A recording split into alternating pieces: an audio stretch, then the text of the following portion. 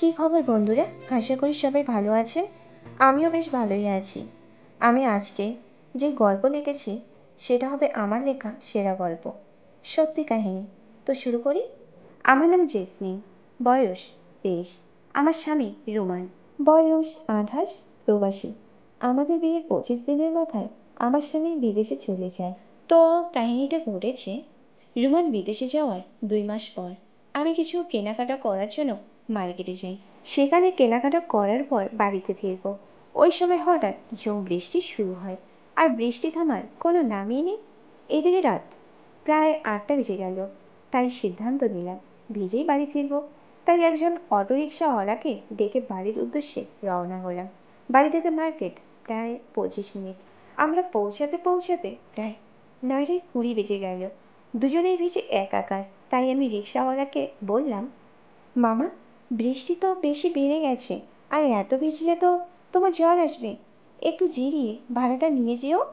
রিক্সাওয়ালা বলল, না সমস্যা নেই, আমি পারবো যেতে। কিন্তু আমি জোরাজুরি করে তাকে বাসায় এনে আমার স্বামীর একটা লুঙ্গি আর তোয়ালে দিয়ে আমি নিজেও ফ্রেশ হতে গেলাম। আমার ভিজে বোরখাটা খুলে আমি একটা টি শার্ট আর পাঁচে পরলাম, আর কিছু পরলাম না।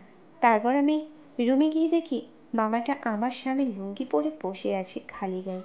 ওর বয়স হবে 30-এর মতো। সে আমাকে দেখে তো অবাক হয়ে তাকিয়ে রইল। আমি একটু লজ্জা পেয়ে বললাম, মামা চা খাবে? লোকটা না করলো। এইদিকে বৃষ্টি তো কমছেই না। আমি বললাম, মামা তোমার ভাড়া কত? রিক্সাওয়ালা বলল, 1000 টাকা। আমি বললাম, 70 টাকার ভাড়া, 1000 টাকা?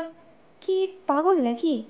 রিক্সাওয়ালা বলল, আমি অত বুঝি না, আমার টাকা 1000 টাকাই লাগবে। আমি বললাম, মামা অত টাকা তো নাই এখন। রিক্সাওয়ালা বলল, আমি আমার টাকা আদায় করে নেব নাকি? আমি বললাম, কীভাবে, কি বলছো এসব? আমি কথা বলতে বলতে লোকটা আমাকে টান দিয়ে তার কোলে বসিয়ে দিল এবং টি শার্টটা খুলে দিয়ে জোরাজুরি করতে শুরু করলো, আর বলল, বেশি জোরাজুরি করলে তোকে দারোয়ান ডেকে এনে কি করি দেখিস। আমি ভয়ে চুপ করে গেলাম। এরপর সে আমাকে কোলে তুলে নিয়ে সোজা বেডরুমে এনে ফেললো। 3 ঘন্টা পর বাইরে তখনও বৃষ্টি হচ্ছে, আর আমি একটা পরপুরুষের সাথে নিজেকে দেখে নিজেরই ঘৃণা হচ্ছে। এটাই হয়তো নিয়তি। এরপর রিক্সাওয়ালাকে উঠিয়ে চলে যেতে বললাম। সে আমাকে দেখে একটা হাসি দিয়ে বলল, সোনামণি, তুমি অজ্ঞান ছিলে তাই মজা পাইনি। এই বলে আমাকে টান মেরে আবার আমার উপর ঝাঁপিয়ে পড়ল। এবার প্রায় 10 মিনিট পর বলল, তোকে আমার বাচ্চার মা বানাবো। এই বলে আমাকে কোলে নিয়ে বাথরুমে আমাকে গোসল করালো। মনে হলো আমি ওর বউ। এরপর নিজে পরিষ্কার হয়ে আমাকে তার নাম্বার দিয়ে চলে গেল। আমি অবাক হয়ে তাকিয়ে রইলাম তার দিকে। সে যেতে যেতে বলল, আমি আবার আসবো কোনো একদিন, তৈরি থেকো প্রিয়। আমি একটা মুচকি হাসি দিয়ে দরজা লাগিয়ে শুয়ে পড়লাম আর লোকটার কথা ভাবতে লাগলাম। কত বড় সাহস! এসব ভাবতে ভাবতে আবার ঘুমিয়ে পড়লাম। এরপর প্রায় 5-6 দিন পর একটা অপরিচিত নাম্বার থেকে ফোন এলো। আমি বললাম, হ্যালো, কে? ও পাশের লোকটি বলল, কী গো সোনামণি, ভুলে গেলে তোমার নাগর আমি। আমি বললাম, সরি, রং নাম্বার। লোকটা বলল, আমি সেই রিক্সাওয়ালা বসো না, আজকে আসবো আমি, একদম তৈরি থেকো, সারপ্রাইজ আছে। আমি কিছু না বলে কল কেটে দিলাম, কিন্তু মনে মনে খুশি হলাম আবার তাকে আমি কাছে পাবো।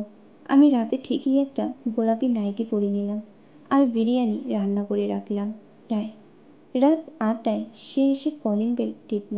আমি দরজা খুলতেই দেখি সে আজকে আবার এসেছে, কিন্তু এ কি, সাথে আরেকজন লোক, দেখতে একটু বয়স্ক মনে হলো। আমি বললাম, এ কি, উনি কে সাথে? রিক্সাওয়ালা বলল, আমার বন্ধু সোনামণি, তোমাকে যেহেতু আমার বানাবো, আমি একা দিলে কি জমে বলো, তাই একটা সারপ্রাইজ। এটা বলেই ওরা ঘরে ঢুকে দরজা লাগিয়ে দেয়।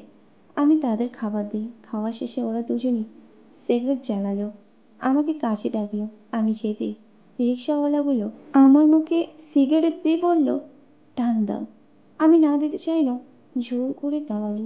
আমি টান দিতেই কাশতে শুরু করলাম। ওরা দুজনই হেসে দিল। সিগারেট শেষ হতেই ওরা তাদের কাজকর্ম শুরু করলো। সকালে আমার ঘুম ভাঙার আগে ওরা দরজা খোলা রেখে চলে যায়। আমি তখনও ঘুমিয়ে।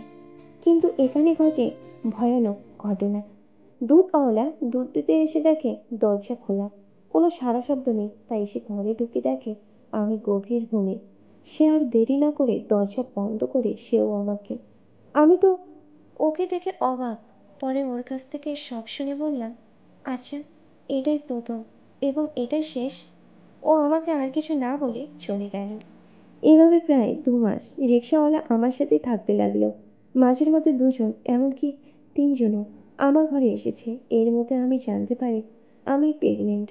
আমি মনে মনে খুশি হলেও ওর সামনে কান্নাকাটি করি। ও আমাকে সান্ত্বনা দিয়ে বলে, সমস্যা নেই, আমি আছি তো। এরপর আমি একটা পুত্র সন্তানের জন্ম দিই, যা আমার স্বামীর নয়, বরং রিক্সাওয়ালার সন্তান। প্রতিদিন সে কাজে যেত, আর আমি খাবার খেয়ে খাবার জমিয়ে রাখতাম তার আর তার সন্তানের জন্য। এর মাঝে আমার স্বামী চলে আসে। আমার ছেলের বয়স 1 বছর 6 মাস। স্বামী যতদিন ছিল রিক্সাওয়ালা, মানে আমার আনঅফিসিয়াল স্বামী, তার সন্তান নিয়ে অন্য জায়গায় থাকলো। আমি মাঝে মাঝে সেখানে গিয়ে তার সাথে থাকতাম। এদিকে আমার স্বামী, এর মধ্যে আমি আবার প্রেগনেন্ট হই। আমার স্বামী তো মহা খুশি। আমি আবারও একটা ছেলে সন্তান জন্ম দিলাম। কিন্তু ছেলেটা আসলে কার সে কথা কেউ জানে না। ছেলেটা দেখতে ওর বাবার মতো হলেও শরীরের দিক থেকে আমার রিক্সাওয়ালার মতোই হয়েছে। এরপর একদিন আমি রিক্সাওয়ালাকে নিয়ে কোর্ট রেজিস্টার করি, বিয়ে করে ফেলি। এখন থেকে আমার 2 স্বামী। আহা, সেদিন আর আমি বাড়ি ফিরিনি। আমার প্রথম স্বামীকে বলি আমার বন্ধুর বাসায়। এ বলে আজকে হালালভাবে আমার দ্বিতীয় স্বামীর সাথে ঘর করলাম, মানে বাসর ঘর। এভাবে চলতে লাগলো আমার জীবন, আমার 2 স্বামী এবং 2 ছেলে নিয়ে। এরপর অবশ্য আমি আরো বাচ্চা নিই। সেগুলো কাদের বাচ্চা জানতে চাইলে আমাকে জানাবেন।